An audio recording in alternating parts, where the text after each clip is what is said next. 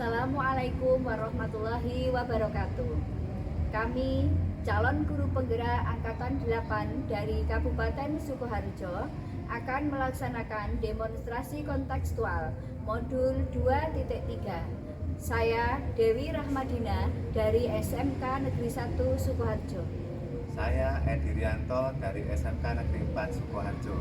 Saya Hari Wicaksono dari SMK Pembangunan Nasional Sukoharjo. Selamat menyaksikan. Wassalamualaikum warahmatullahi wabarakatuh.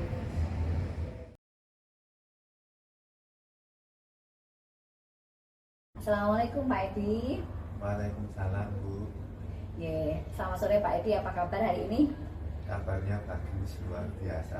Alhamdulillah, sehat luar biasa ya Pak Edi ya. Ya. Baik Pak Edi, hari ini Pak Edi akan melakukan coaching ya. Betul. Oke. Sebelum proses coaching, saya mau bertanya-tanya dulu ya Pak Edi ya. Ya, monggo. Nanti pada saat proses coaching itu Pak Edi akan saya amati, kemudian akan ada evaluasi sesuai dengan rubrik penilaian coaching, seperti apakah sudah sesuai dengan alur tirta, kemudian apakah sudah memberikan pertanyaan-pertanyaan berbobot, kemudian apakah sudah memberikan respon atau jawaban dari kunci, apakah sudah sesuai dengan pertanyaan yang Pak Edi sampaikan nantinya. Kemudian di dalam proses coaching itu juga yang tidak kalah penting adalah kompetensi dari coaching tersebut, yaitu kemitraan, kemudian proses kreatif dan memaksimalkan potensi. Itu ya Pak Edi ya. Ya. Baik, sebelumnya kira-kira dalam proses coaching ini nanti kompetensi apa yang ingin dikembangkan oleh Pak Edi? Misalkan apakah kehadiran penuh atau present, kemudian mendengar aktif, mengajukan pertanyaan berbobot misalnya. Kira-kira kompetensi apa Pak yang dikembangkan? Saya kira kompetensi yang perlu dikembangkan itu adalah kompetensi membuat pertanyaan berbobot. Yang pertama, iya. kemudian yang kedua mendengarkan dengan aktif gitu, karena itu memang butuh konsentrasi, butuh latihan, butuh apa ya istilahnya, butuh pengalaman. Jadi itu mungkin perlu kita kembangkan. Oke, baik. Berarti nanti yang secara spesifik nanti yang saya amati dua kompetensi tersebut ya Pak ya. Ya. Kompetensi mendengar aktif dan mengajukan pertanyaan berbobot. Baik Pak, ini nanti yang kita amati ya selama proses coaching. Kemudian yang selanjutnya Pak Edi, nanti kira-kira indikator ketercapaiannya apa Pak dari nanti tujuan pengembangan yang Bapak inginkan?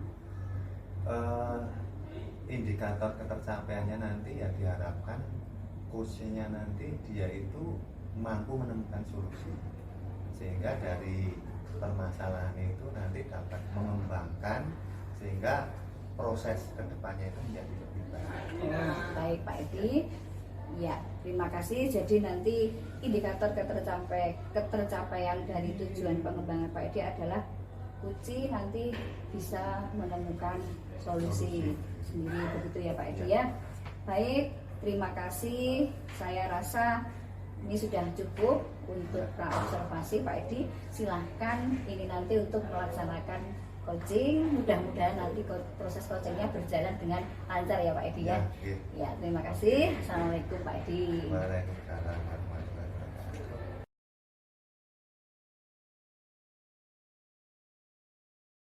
Selamat sore Pak Aryo. Sore Bapak. Gimana kabarnya Pak Aryo? Baik. Sehat ya? Alhamdulillah. Baik Pak Aryo, untuk kali ini kita akan berbicara masalah-masalah yang mungkin dihadapi oleh Pak Aryo. Kira-kira ada masalah apa yang Pak Aryo? Ini Bapak, dalam kegiatan sore ini saya ingin membicarakan permasalahan di kelas saya, yaitu ketika mayoritas dan dominan siswa di kelas itu tidak melakukan diskusi dengan Berarti diskusinya tidak sesuai harapan Pak Haryo gitu. Iya, diskusinya itu bukan monoton, cuma karena diskusi itu terdiri dari beberapa kelompok, Ya. ada banyak kelompok itu yang tidak aktif. Jadi pencapaian dari kompetensinya nanti hanya sebagian siswa saja yang tidak. Oh gitu ya. Jadi diskusinya tidak sesuai yang Anda harapkan. Iya. Nah, kira-kira harapan Pak Haryo itu apa? Harapannya Melihat itu, kondisi seperti iya, harapannya itu memang yang namanya diskusi itu bagian dari musyawarah. Jadi setiap siswa itu memiliki kesempatan untuk mengeluarkan idenya agar hasil atau laporan diskusi itu bisa menjawab seluruh dari pertanyaan atau permasalahan. Jadi intinya anak-anak itu ketika dia diskusi kurang aktif gitu. Ya, diskusinya di kelas itu banyak, misalkan di tempat di kelas A itu siswanya 36, saya bagi menjadi 6 kelompok. Itu yang 4 kelompok itu tidak aktif, bahkan malas mengikuti diskusi. Padahal mereka harus punya tanggung jawab sendiri terhadap kelompoknya. Ini baru dimulai di awal diskusi, belum nantinya akan menyeluruh sampai presentasi seperti itu. Ya. Mungkin dari permasalahan itu kira-kira ada upaya-upaya atau hal-hal yang bisa membuat diskusi itu sesuai yang Anda harapkan kira-kira apa Pak? Untuk beberapa pertemuan ini memang diskusi ini saya mulai dari pemilihan kelompok secara mandiri, Pak. Jadi dalam pemetaan siswa juga berarti saya masih ada peluang, yaitu ketika membuat kelompok dengan pemetaan saya atau saya sudah hafal siapa yang bagus, siapa yang malas, mungkin nanti bisa dikelompokkan campur seperti itu. Jadi yang malas bisa termotivasi untuk belajar dengan baik seperti yang aktif. Sebaliknya. Oh gitu ya. Jadi pengelompokan menurut ini ya kapasitasnya gitu ya Pak. Nanti jika permasalahannya memang masih ada, saya juga akan membuat kegiatan ini tidak hanya di lokal kelas saja. Kita bisa implementasi dari kurikulum 3 itu bahwasanya pembelajaran bisa dilakukan dimanapun. Jadi kita bisa mengoptimalkan siswa keluar kelas dan mereka akan merasa lebih nyaman ketika di alam dan lebih bebas ketika berekspresi. Berarti itu Pak Haryo ingin mengatasi permasalahan yang mungkin lingkungan yang kurang mendukung gitu ya. Ya. Jadi Pak Haryo mengajak anak untuk berdiskusi di tempat yang lebih rileks. Iya. Nah kira-kira tantangannya apa Pak? Kalau misalnya nanti Pak Haryo itu mengajak anak-anak untuk berdiskusi di ruang terbuka. Ya, ini tantangan ini jelas kita itu terikat bahwasanya di bubble saya itu hanya terdapat 2 GP satu kelasnya. Ketika saya kemarin itu ngobrol dengan guru IPAS karena materi di kelas 1 ini saya mengambilnya PowerPoint atau berita. Saya ini menggabungkan mata pelajaran IPAS dengan bahasa dan ini sampai saat ini memang belum terlaksana. Progres depannya seperti itu, memang saya pun harus memanfaatkan waktu 2 GP itu sedang aktivasi 6 GP Pak. Jadi ketika kegiatan ekosistem IPAS di sawah, dari Bu Srofi itu masuknya ke sawah, saya mengajak siswanya untuk meliput nanti pada akhirnya seperti itu. Kalau ini diskusinya solid, nanti terus minggu depan presentasi melaporkan hasil tersebut, dan nanti saya kasih waktu 1 minggu lagi untuk mengumpulkan video berita. Oh gitu ya. Nah kira-kira Pak Haryo mampu tidak untuk mengondisikan itu, atau mungkin ada pihak-pihak yang ingin diajak kerjasama kira-kira? Ya, begini Pak Isi.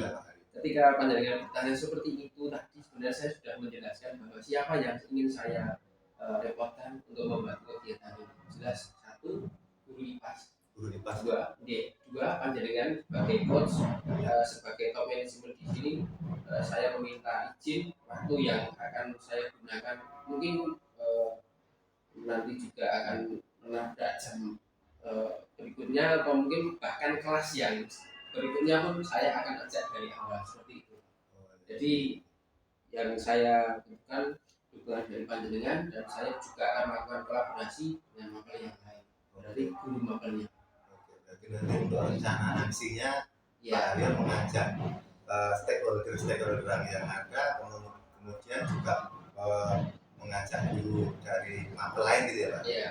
Ini untuk tugas yang A ini saya memang ingin mengoptimalkan kolaborasi mapel Pak. Ketika melihat dari visi sekolah sendiri, cakap digital itu kan tidak harus kita mengupayakan teknologi untuk melakukan sesuatu lebih baik di era sekarang.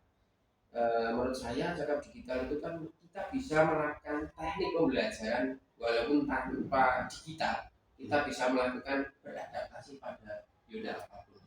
Ya, oke, luar biasa Pak Haryo.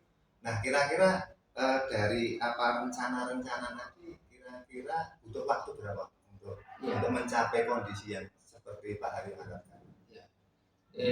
Ini untuk kegiatan satu mapel bahasa Jawa di bidang Pawanto ini memang 2 kali 6 JW Pak. Ini masuk ke pertemuan keempat. Jadi memang ini fokus saya memang hasil dari diskusi ini minggu depan bisa dipresentasikan bahwasanya penggunaan tuntutan saya di sini presentasi itu menggunakan dokumen. Sedangkan di kelas saya ini jurusannya otomotif dan kita tidak andil di komputer lab. Jadi saya menggunakan media Canva untuk membuat dokumen. Jadi ketika mereka sudah mengumpulkan dari media Canva, saya mencetak dari beberapa kelompok yang memang saya pikir itu nilainya paling bagus. Saya kumpulkan untuk portofolio dan mereka bisa presentasi melalui HP dengan wujud dokumen Canva. Seperti itu Pak. Nanti waktu ini berjalan 2 minggu. Setelahnya dari diskusi 2 kali, terus membuat laporan berupa dokumen. Selanjutnya presentasi di minggu depannya dan minggu depannya lagi kita akan menerima kumpulan dari video yang mereka buat. Jadi memang saya tepatkan di 6 kali pertemuan juga. Ya. Oke Pak Haryo, saya kira cukup menarik tadi apa yang kita bicarakan dan targetnya juga sudah cukup jelas. Mudah-mudahan nanti ke depan harapan kita itu proses pembelajaran yang Pak Haryo angku itu nanti bisa menjadi lebih baik sesuai dengan yang Pak Haryo harapkan gitu ya. Saya kira itu Pak Haryo. Mungkin ada yang ingin didiskusikan lagi. Ya, nanti ketika 2 minggu dari ini tidak berjalan, mungkin saya ngobrol dengan panjenengan. Oke, saya akan sangat terbuka dengan Pak Haryo. Terima kasih Pak. Kita itu Pak Haryo. Assalamualaikum warahmatullahi wabarakatuh. Waalaikumsalam warahmatullahi wabarakatuh.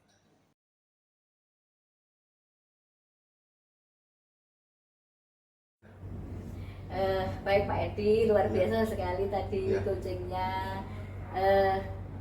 Ini menyambung ya percakapan praobservasi tadi ya Pak Edi ya.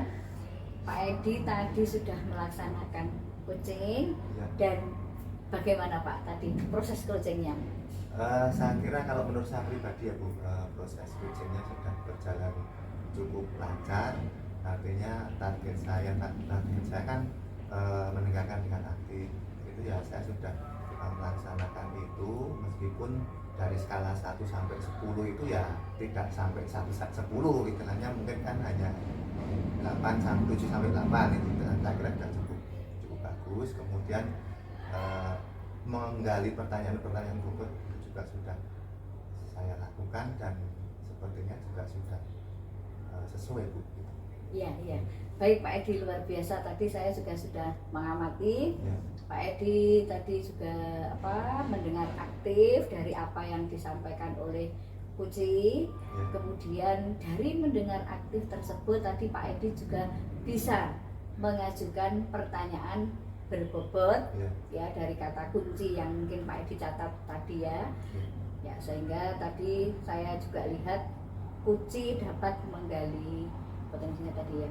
Ya. Baik Pak Edi, kira-kira selain apa namanya ya, tadi selain mendengar aktif Ya. dan mengajukan pertanyaan berbobot, kira-kira mungkin ada kompetensi lain Pak yang tadi juga ikut berkembang di coaching tadi? Saya kira ini Bu, dalam apa ya, menggali mengidentifikasi permasalahan-permasalahan itu mungkin masih lebih apa ya namanya, masih perlu ada lebih banyak lagi, mungkin masih kurang gitu. Oh seperti Mungkin, itu. mungkin Jadi, ada lebih tambah gitu. oh ya, jadi dari identifikasi masalah ya Pak ya. Identifikasi masalah itu mungkin perlu identifikasinya lebih banyak lagi gitu. Oh iya ya, baik Pak. Lebih maksimal. Oke, baik Pak Edi, berarti untuk selanjutnya nih kira-kira apa nih yang ingin Pak Edi tingkatkan lagi? Misalkan nanti ada proses coaching lagi atau seperti apa yang ingin ditingkatkan lagi yang bagian ini? Ya itu tadi yang saya sampaikan tadi terkait dengan meningkatkan aktif itu kan mungkin karena kondisi saat ini yang mungkin tidak maksimal, tentunya hambatan karena mungkin untuk ke depan saya bisa lebih fokus lagi untuk meningkatkan aktif 100%. Oh gitu ya, Ya. karena tadi masih di Ya. level 8 gitu Ya, ya Pak ya. ya. Oke, berarti nanti ke depan Pak Edi akan lebih berlatih lagi untuk mendengar aktif, Ya. akan lebih maksimal Lebih mempersiapkan lagi. ya dalam menggali potensi kunci gitu ya Pak ya. Ya. Baik, saya kira itu Pak Edi percakapan kita. Insya Allah tadi sudah luar biasa. Semoga ke depan Pak Edi bisa melakukan yang lebih baik lagi. Oke, terima kasih Bu. Ya, terima kasih Pak Edi. Assalamualaikum warahmatullahi wabarakatuh. Waalaikumsalam warahmatullahi wabarakatuh.